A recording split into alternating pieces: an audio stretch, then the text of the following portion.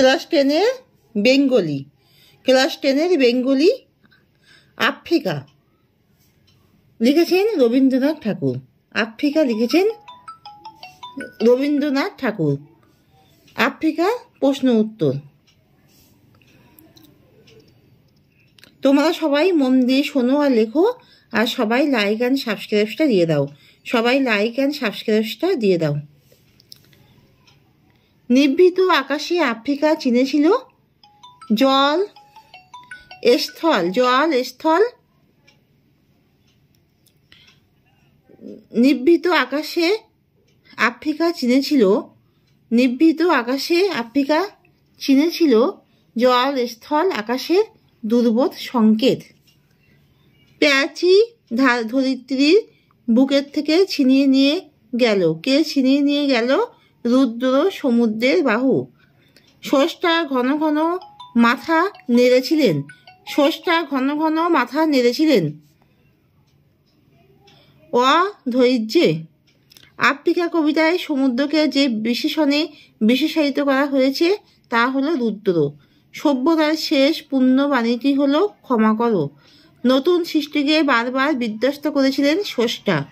আপনাকে নিজেকে উগ্র করেছিল আফ্রিকা। মন্দিরে বাজছিল পুজোর ঘণ্টা, শিশুরা খেলছিল মায়ের কোলে। পৌরষকালে পশুরা বেরিয়ে এসেছিল গুপ্ত গহ্বর থেকে। অশুভ ধ্বনিতে দিনের অন্তিমকাল ঘোষণা করেছিল পশুরা। কবির সঙ্গীতে বেজে উঠেছিল সুন্দরের আরাধনা। রুদ্র সমুদ্রের বাহু আফ্রিকাকে ছিনিয়ে নিয়ে বেঁধে ফেলেছিল বনস্পতির নিবিড় পাহারায়। আফ্রিকা বিরূপের ছদ্মবেশে বিদ্রুপ করেছিল ভীষণকে। এলো ওরা যা নিয়ে এসেছিল তা হলো লোহার হাতকড়ি। ক্ষমা করো, কার কাছে ক্ষমা চাওয়া হয়েছে আফ্রিকার? ক্ষমা করো, কাকে ক্ষমা চাইতে বলা হয়েছে? যুগান্তর কবিকে। ঘোষণা করলো দিনের অন্তিমকাল ঘোষণা হয়েছিল অশুভ ধ্বনিতে। কালো ঘোমটার নিচে অপরিচিত ছিল মানব রূপ। চিহ্ন দিয়ে গেল অপমানিত ইতিহাসে। নিভৃত আকাশে আফ্রিকা সংগ্রহ করেছিল দুর্গমের রহস্য। আদিম যুগে স্রষ্টার অসন্তোষ ছিল নিজের প্রতি। এলো ওরা হলো ইউরোপীয়রা। আফ্রিকাকে নিবিড় পাহারায় বাঁধা হয়েছিল বনস্পতির। আফ্রিকার ধূলি পঙ্কিল হলো আফ্রিকার রক্ত আর অসুতে মিশে। দাঁড়া ওই মানহারা মানবীর দ্বারে। মানহারা মানবী হলো আফ্রিকা। আফ্রিকার মন ছিল চেতনাতীত। আফ্রিকা কবিতায় আদিম যুগ ছিল উদ্ভ্রান্ত। বাষ্পকুল অরণ্যপথ বাষ্পকুল কেন? আফ্রিকার ভাষাহীন কন্দনে। আফ্রিকা কবিতায় কাকে ক্ষমা করো শব্দগুচ্ছ উচ্চারণ করতে বলা হয়েছে? ক্ষমা চাইতে বলা হয়েছে যুগান্তর কবিকে। আফ্রিকা কবিতায় কার তীক্ষ্ণ নখের কথা বলা হয়েছে? নেকড়ের। যুগান্তর কবিকে কার দ্বারে দাঁড়াতে বলা হয়েছে? মানহারা মানবী আফ্রিকা। হায় ছায়াবিতা। আফ্রিকাকে ছায়াবিতা বলার কারণ কি? আফ্রিকার ভূখণ্ড ছিল বনস্পতির নিবিড় পাহারায় ছায়াচ্ছন্ন, তাই আফ্রিকাকে ছায়াবিতা বলা হয়েছে। মানহারা মানবীকে মানবী বলতে হিত সর্বস্ব আফ্রিকাকে বোঝানো হয়েছে। ছিনিয়ে নিয়ে গেল তোমাকে। ছিনিয়ে নিয়ে যাওয়া বলতে কি বোঝানো হয়েছে? ছিনিয়ে নিয়ে যাওয়া বলতে বলপূর্বক কেড়ে নেওয়াকে বোঝায়, তবে এখানে আফ্রিকার জন্ম বৃত্তান্তকে নির্দেশ করা হয়েছে। ছিনিয়ে নিয়ে গেল তোমাকে, কাকে কোথা থেকে ছিনিয়ে নিয়ে যাওয়া হয়েছিল?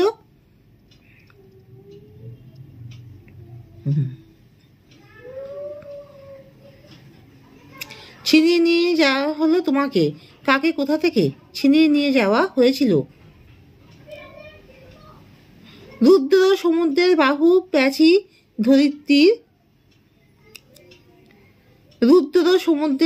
প্যাচি ধরিত্রীর বুকের থেকে আফ্রিকাকে ছিনিয়ে নিয়ে যাওয়া হয়েছিল। সভ্যের বর্বর লোভ কি নগ্ন করেছিল? সভ্যের বর্বর লোভ নিজের নির্লজ্জ অমানুষকে নগ্নরূপে প্রকাশ করেছিল। আজ যখন পশ্চিম দিগন্তে কি ঘটেছিল? প্রদোষকালে পশ্চিম দিগন্তে ঝঞ্ঝা বাতাস রুদ্ধশ্বাস পরিস্থিতির সৃষ্টি করেছিল। গুপ্ত গহ্বর থেকে পশুরা বেরিয়ে এলো, এসে কি করলো? গুপ্ত গহ্বর থেকে বেরিয়ে এসে পশুরা তাদের অশুভ ধ্বনিতে দিনের অন্তিম কাল ঘোষণা করলো। পঙ্কিল হলো ধূলি। ধূলি কিভাবে পঙ্কিল হয়েছিল? লাঞ্ছিতা আফ্রিকার রক্ত আর অশ্রুতে মিশে অরণ্যপথে ধূলি পঙ্কিল হয়েছিল।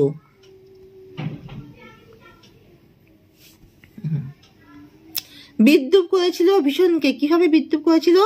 আফ্রিকার বিরূপের ছদ্মবেশ ধারণ করে ভীষণকে বিদ্রুপ করেছিল। আফ্রিকার নিভৃত আকাশে কি করেছিল?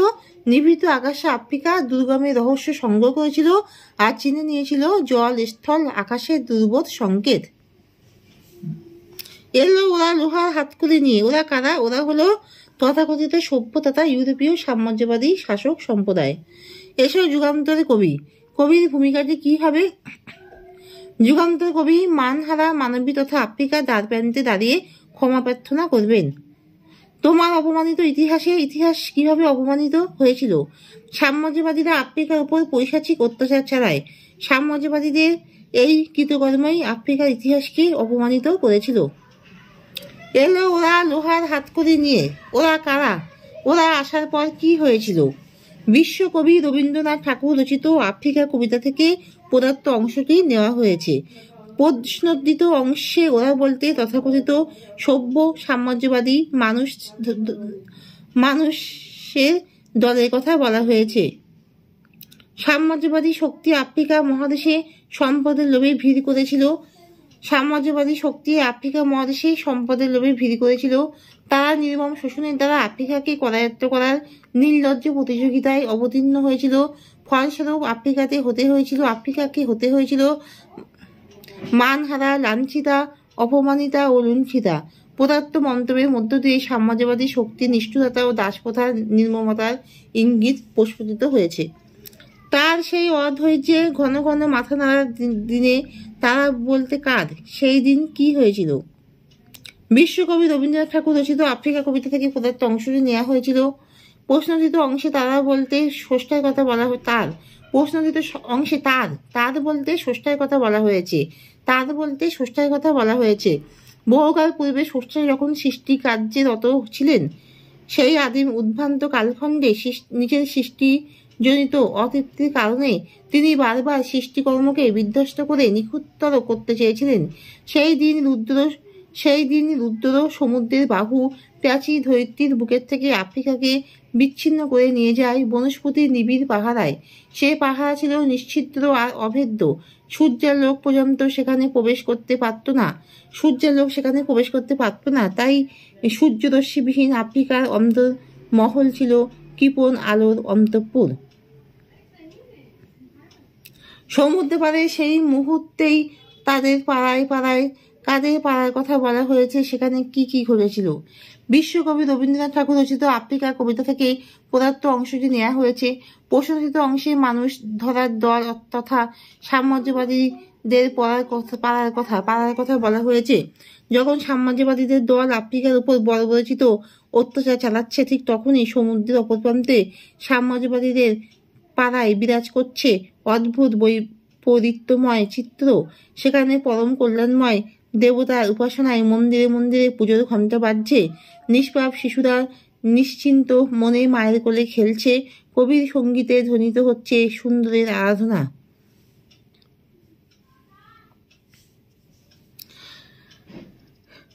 দাঁড়া ওই মানহারা মানবীর দ্বারে। মানহারা মানবীকে তার দ্বারে কেন দাঁড়াতে বলা হয়েছে? বিশ্বকবি রবীন্দ্রনাথ ঠাকুর রচিত আফ্রিকা কবিতা থেকে পদার্থ অংশটি নেওয়া হয়েছে। সাম্রাজ্যবাদী শক্তির নির্লজ্জ অত্যাচারে আফ্রিকার সম্মান ভূলুণ্ঠিত। তাই কবি মানহারা মানবী বলতে হিতসর্বস্ব আফ্রিকাকে বুঝিয়েছেন। সভ্যতা দর্পী বর্বর সাম্রাজ্যবাদীদের পাশবিক অত্যাচারে আফ্রিকা চূড়ান্ত অপমানিত, লাঞ্ছিত, রক্তাক্ত, তার সম্মান ভূলুণ্ঠিত। সৃষ্টির এই কালিমা মোচনের দায় সৃষ্টিকর্তারই। তাই কবি যুগান্তর কবিকে আহ্বান করেছেন মানহারা মানবী আফ্রিকার দ্বারপ্রান্তে নত মস্তকে দাঁড়িয়ে ক্ষমা প্রার্থনা করার জন্য। এসো যুগান্তর কবিকে কোন পরিস্থিতিতে তাকে আহ্বান করা হয়েছে? বিশ্বকবি রবীন্দ্রনাথ ঠাকুর রচিত আফ্রিকা কবিতা থেকে এই প্রদত্ত অংশটি নেওয়া হয়েছে। যুগকে অতিক্রম করতে পারেন তিনি হলেন যুগান্তর কবি। অর্থাৎ আলোচ্য অংশে যুগান্তর কবি বলতে স্রষ্টা বা সৃষ্টিকর্তাকে বোঝানো হয়েছে। সভ্যতা দর্পী বর্বর সাম্রাজ্যবাদীদের পাশবিক অত্যাচারে আফ্রিকা চূড়ান্ত অপমানিত, লাঞ্ছিত, রক্তাক্ত, তার সম্মান ভুল লুণ্ঠিত। সৃষ্টির এই কালিমা মোচনের দায় সৃষ্টিকর্তারই। তাই কবি যুগান্তর কবিকে আহ্বান করেছেন মানহারা মানবী আফ্রিকার দ্বারপ্রান্তে নত মস্তকে দাঁড়িয়ে ক্ষমা প্রার্থনা করার জন্য। নিঃশর্ত ক্ষমা প্রার্থনার মধ্য দিয়েই বিপন্নতার ঝোড়ো বাতাস রুদ্ধশ্বাস পৃথিবীকে রক্ষা করা সম্ভব।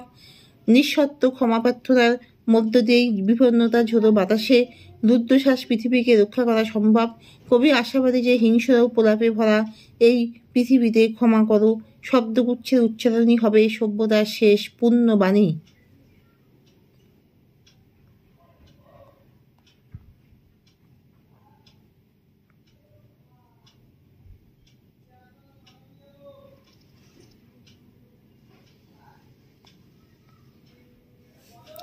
নিভৃত আকাশে আফ্রিকা চিনেছিল জল স্থল আকাশের দুর্বোধ সংকেত।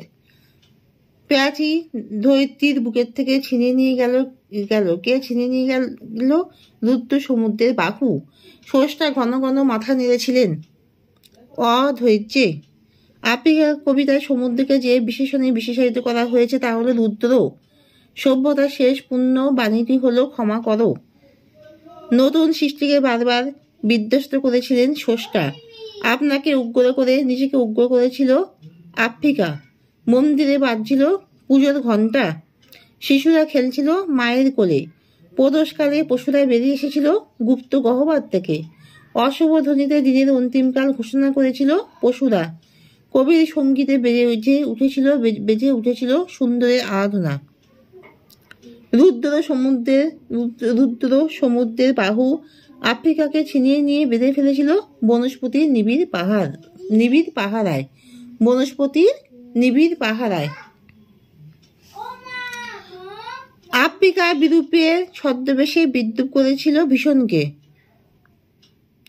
এলো ওরা যা নিয়ে এসেছিল তা হলো লোহার হাতকড়ি। ক্ষমা করো, কার কাছে ক্ষমা চাওয়া হয়েছে আফ্রিকার? ক্ষমা করো, কাকে ক্ষমা চাইতে বলা হয়েছে? যুগান্তর কবিকে।